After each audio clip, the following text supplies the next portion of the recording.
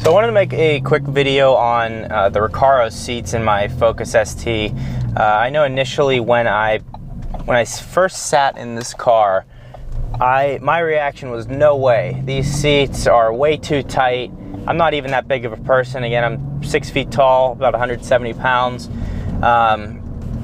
and they're tight on me. I'm like, there's no way I'm gonna get these. Of course, a couple months later, I end up getting the ST3 package, which comes with the Recaro seats, and they're a little tight, but I just figured that they're going to break in, and they absolutely did, and I'm so happy I have them. First of all, when you're driving the car on canyon roads or wherever you have to take turns at speed, you are so planted in this seat. Like, you're not going anywhere. You don't have to worry about trying to stay in your seat like you would with the ST1 package, with the base seats, and you can just focus on shifting and driving and paying attention to the road. So that's one thing. So like, they're much more performance oriented, obviously, because of how bolstered they are.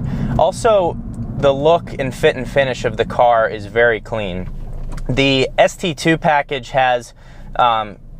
also has Recaro seats, but it has those like cloth cutouts in it, and I don't mind those, but it makes the car look more boy racer as opposed to something that's more mature looking with a nice fit and finish, which this has. You know, all black leather interior.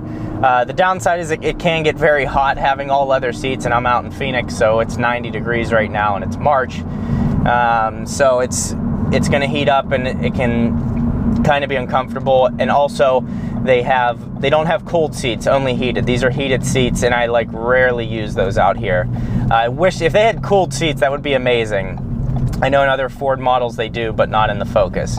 On long trips, you'll hear people talk about they can't feel their legs, like, because the seat kind of sits back like this, and there's no way for you to adjust it to make it sit more upright or more down, or however you want to adjust it. The angle of the seat stays the same, so your legs are kind of pointing up than down.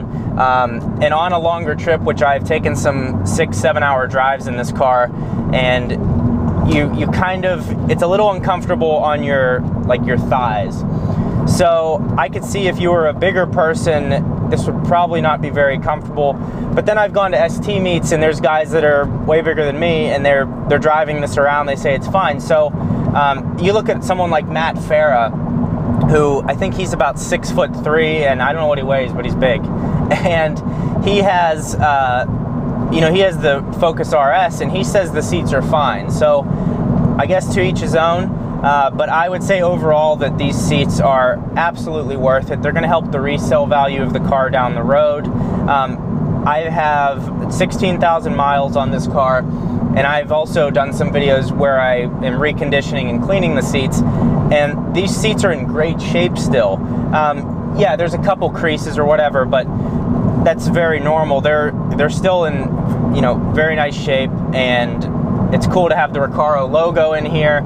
It just, everything, all those little details add up. And I would say that, if you can afford the package that they come with, I would go with them.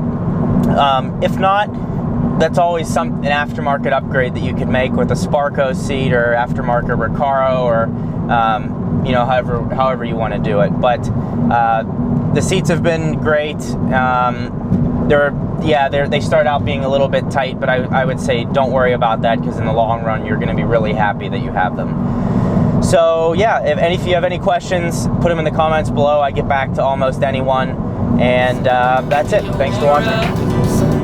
In your passion, in your vibe, in your lips, in your sex, in your body, in your life. She's the kind of girl you wanna marry. Think I seen you twerking up on World Star. Girl, keep it cool, I'm just playing. Hold up, we about to take off. It's the National Airport